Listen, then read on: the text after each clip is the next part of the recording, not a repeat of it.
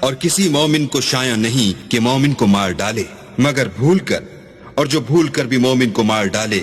تو ایک مسلمان غلام آزاد کر دے اور دوسرے مقتول کے وارثوں کو خون بہا دے۔ ہاں اگر وہ معاف کر دیں تو ان کو اختیار ہے۔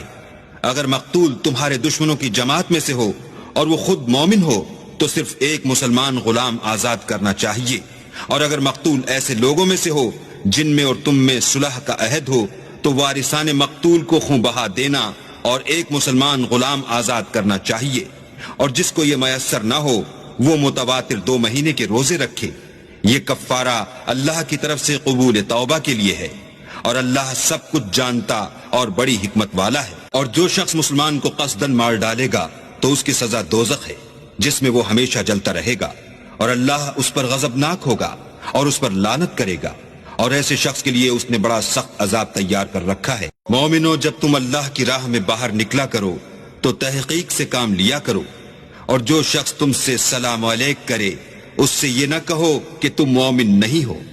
اور اس سے تمہاری غرض یہ ہو کہ دنیا کی زندگی کا فائدہ حاصل کرو۔ سو اللہ کے نزدیک بہت سی غنیمتیں ہیں، تم بھی تو پہلے ایسے ہی تھے، پھر اللہ نے تم پر احسان کیا، تو آئندہ تحقیق کر لیا کرو، اور جو عمل تم کرتے ہو اللہ کو سب کی خبر ہے۔